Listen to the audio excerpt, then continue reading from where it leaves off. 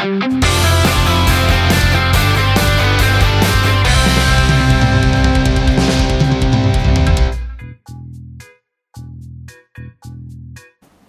Sobat Cimojo, selamat datang di POMG9 atau podcastnya SMK Negeri 1 Mojosongo.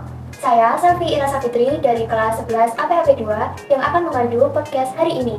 Di sini kita kedatangan 3 bintang tamu di podcast edisi perdana kita. Siapa aja nih? Halo Kak Maisela, Kak Gavin, dan Kak Satria. Halo. Gimana nih kabarnya? Baik. Oke, silahkan perkenalkan diri yuk. Perkenalkan, nama saya Maisela Kurotatiun dari kelas PMHP 2. Saya Gavin Sebastiane dari kelas 11 PKI 1. Dan saya Satria Bagus Wicaksana dari kelas 11 UPT 1. Baik, ini dia kakak-kakak yang lolos seleksi Paskibraka dan menjadi Purna Paskibraka Indonesia.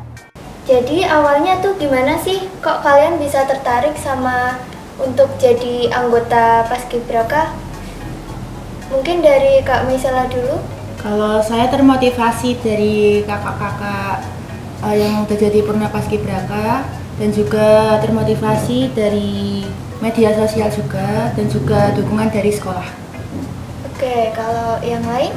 Kalau dari saya mungkin dari kakak-kakak senior Paskibraka dan juga kakak ekstra Paskib, serta dukungan dari guru-guru yang telah mendukung kami dan juga dukungan dari orang tua dari saya. Dan saya termotivasi karena melihat di media sosial atau seperti di televisi atau di handphone, karena banyak yang jadi paskibraka yang di Indonesia. Terus saya termotivasi dari kakak abang senior yang ada di sekolah kami, dan jadi termotivasi ingin mengikuti paskibraka itu. Sebelumnya, apakah kalian berniat untuk menjadi Paskibraka? Oke, untuk kita bertiga ini sangat berniatan untuk menjadi paskibraka itu karena ya ingin membuktikan pada sekolah dan orang tua kami bahwa kita mampu menjadi paskibraka itu, dan termotivasi dari berbagai hadiah yang ada. Kalau boleh tahu gimana sih persiapan kakak-kakak sebelum melakukan seleksi? Sebelum melakukan seleksi di paskibraka Boyolali itu kita latihan fisik seperti lari, jogging, push up, sit up, dan lain-lain. Karena seleksi itu pasti ada tes fisiknya. Terus juga senior meminta kita untuk latihan bakat untuk ditampilkan pada saat seleksi. Dan juga kita menjaga pola makan, hindari makan pedas dan berminyak.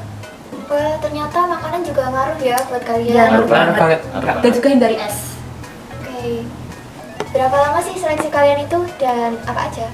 Seleksi kita itu 3 bulan, dimulai dari tes administrasi yaitu pengumpulan berkas, lalu tes kedua yaitu wawasan kebangsaan yaitu tes tertulis tentang Pancasila dan ideologi, dan kita melakukan di sekolah masing-masing secara online. Lalu yang ketiga tes intelijensi umum yaitu juga dilakukan di sekolah masing-masing secara online. Lalu keempat itu tes kesehatan.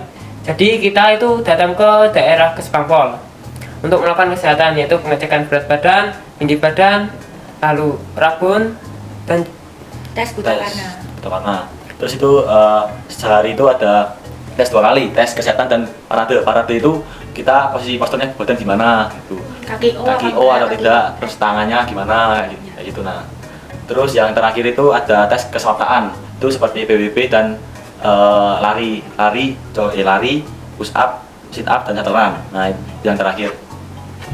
Nah, pada saat itu kan kalian di karantina ya? ya.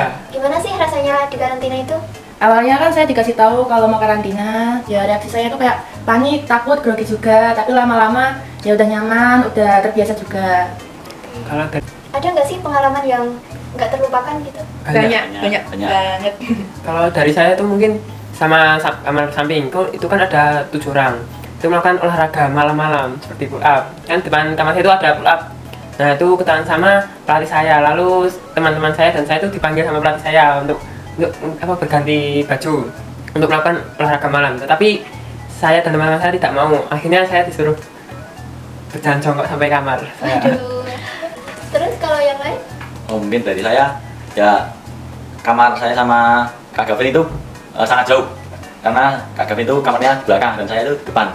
depan depan. Nah, itu saya itu di satu kamar itu ada 3 orang itu ya pasti kalau malam apa ya namanya sumuk kan pasti ingin nih wah nyopot baju apa itu gerah kan. Makanya itu pada saat mau tidur itu bertiga itu nggak pakai baju.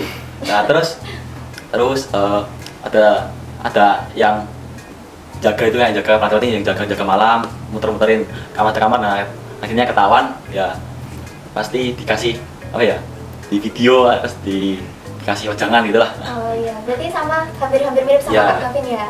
Kalau Kak Mei sendiri Pengalaman saya yang bisa dilupakan itu nyuci malam-malam bareng teman. nyuci malam-malam. Iya. Gimana itu ceritanya? Awalnya kan kita habis latihan selesai jam 9 lah, kita setengah 10 sampai jam 11 itu nyuci bareng. Jadi ada yang jemur, ada yang lipat baju, ada yang nyuci juga. Kebetulan saya kebagian jatah buat lipat baju kan. Teman saya nyuci di luar. Terus kan teman saya ke dalam, itu pelatih ada yang teriak-teriak di bawah, ayo kita tidur aja. Terus kan teman saya yang satunya bilang gini, ya apa dilanjutin aja nih sedikit gitu kan. Terus kan pelatih bilang, kan ngapain nyuci malam-malam, tidur buruan gitu kan. Terus kita bantu nyuci jemur juga sambil lipat. Pelatih naik ke atas, gedek-gedek pintu, kalian ngapain tidur bisa nggak, kalau nggak kalian keluar lari sana malam-malam gitu kan. Saya terus bilang sama pelatih, iya pelatih, saya bentar lagi mau tidur gitu. Terus kan lampunya saya matiin, pelatih turun, kita lanjut cuci lagi.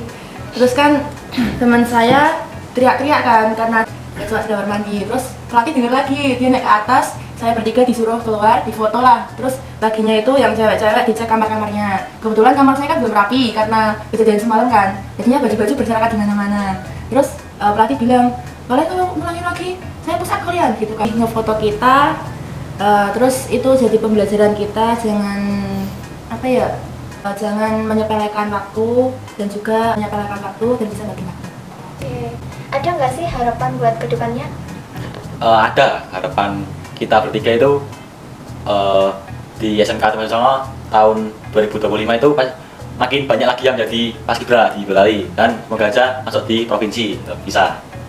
Terus kedepannya menjadi lebih baik lah lebih baik dari kita. Dari anggota paskibra dari SMK Negeri 1 Mojosongo bisa menyumbangkan banyak orang ke kabupaten, lalu kita sumbangkan lagi ke provinsi, semoga kita bisa dapat ke nasional. Amin. Nah, kalian kan udah jadi paskibraka nih, sudah pernah juga. Ya, Ada nggak sih perubahan dari kalian setelah jadi paskibraka? mungkin pasti ada perubahan yang dulunya belum bisa public speaking seperti ini, jadi lebih pede lah di depan kamera atau depan teman-teman yang lain gitu. Terus kita perubahan dari yang dulunya belum disiplin jadi disiplin kayak gitulah.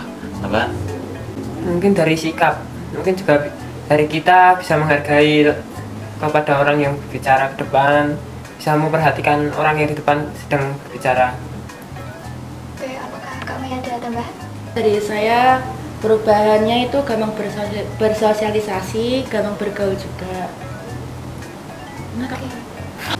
Mungkin ada tambahan dari Kak Mei? Mungkin tambahan dari saya itu perubahannya ada gampang bergaul sama temen, terus bersosialisasi juga. Wah, seru banget ya pengalamannya. Nah, ini dia tadi obrolan kita seru banget. Terima kasih atas waktunya buat kakak-kakak ini. Ya, Semoga sama-sama. kedepannya sukses selalu. Amin. Dan sampai jumpa di lain waktu.